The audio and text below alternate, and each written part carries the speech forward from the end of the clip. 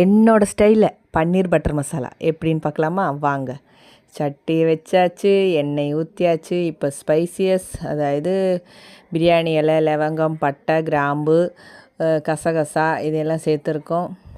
இது கூட கட் பண்ணி 3 பெரிய வெங்காயம் கட் பண்ணி வச்சுருக்கேன், 2 பச்சை மிளகா அதையும் சேர்த்து விட்டாச்சு. கருவேப்பிலை சேர்த்துட்டோம். இப்போ தேவையான அளவு உப்பு சேர்த்துக்கலாம். செம்மையாக இருந்துச்சுங்க. கண்டிப்பாக ட்ரை பண்ணி பாருங்கள், மிஸ் பண்ணிடாதீங்க. இப்போது இஞ்சி பூண்டு, தக்காளி, இது கூட பட்டர் சேர்த்துருக்கேன். நல்லா மிக்ஸ் பண்ணி விட்டனதுக்கப்புறம் கட் பண்ணி வச்ச பன்னீரையும் சேர்த்துக்கலாம். இப்போது 1 ஸ்பூன் அளவுக்கு பிரியாணி மசாலா, 2 ஸ்பூனு சிக்கன் மசாலா சேர்த்துருக்கேன்.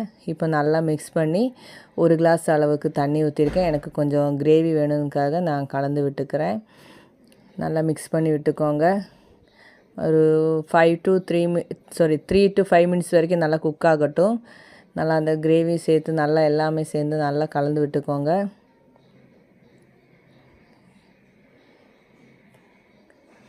நல்லா செம்மையாக இருக்குங்க. கண்டிப்பாக ட்ரை பண்ணி பாருங்கள். இப்போது கொத்தமல்லி இலை கூட புதினா இலையும் சேர்த்துக்கிறேன். அதையும் சேர்ந்து மிக்ஸ் பண்ணி விட்டுக்கோங்க. இப்போ பாருங்கள், அது நல்ல ஒரு திக்கான கிரேவி மாதிரி வந்துருச்சு. பன்னீருமே நல்லா சாஃப்டாக வெந்திருக்கும். நல்லா ஸ்மெல்லாக வேறு இருக்குது. பார்க்கவே எப்படி இருக்குதுன்னு பார்த்துக்கோங்க. ட்ரை பண்ணி பாருங்கள். இது என்னோடய ஸ்டைலில் நான் செஞ்சுருக்கேன். கண்டிப்பாக உங்களுக்கும் பிடிக்கும். தோசை, இட்லி, இடியாப்பம், சப்பாத்தி, பூரி, ஆப்பம் எல்லாத்துக்குமே செம்மையான காம்பினேஷன். வெறும் ரைஸ் கூட சாப்பிட்டுக்கலாம் சைடிஷ்ஷாக.